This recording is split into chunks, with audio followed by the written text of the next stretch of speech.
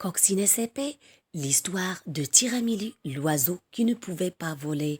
Épisode 3, Tiramili dans la forêt 1. Le voyage dure toute la nuit. Au matin, le vent dépose Tiramili dans un pré à la lisière d'une grande forêt, tout près d'une ruche. Un hérisson qui revient d'un bon repas de sauterelle le regarde curieusement et va vite dormir dans son lit de mousse sous les racines d'un grand arbre. Tiramili a faim. Un ver de terre, quelques fraises des bois et un petit coup de bec dans un marron feront un excellent déjeuner. Tiramili a un peu peur. Il n'y a personne ici pour l'aider à découvrir ce nouveau monde. Soudain, un laporo file à toute vitesse entre les orties. Et notre loriot se retrouve nez à nez avec un énorme animal aux poils roux, au museau allongé, aux oreilles dressées. Un renard qui s'est approché doucement, prêt à sauter sur lui.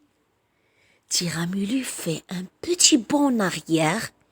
Elle agite très fort ses ailes et que se passe-t-il? Le voilà sur une branche. Il tremble. Que lui arrive-t-il?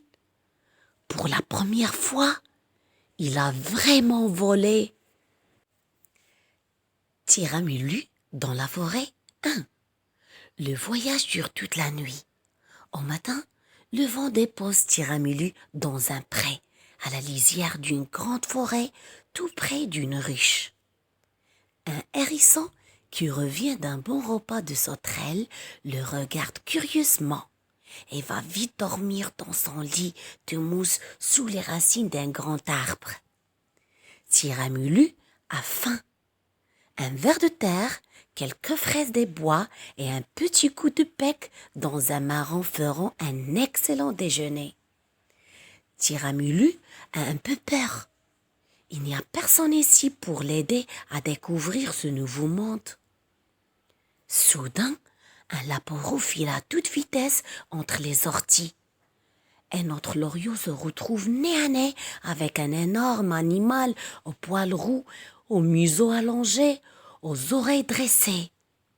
Un renard qui s'est approché doucement, prêt à sauter sur lui. Tiramili fait un petit bond en arrière. Elle agite très fort ses ailes.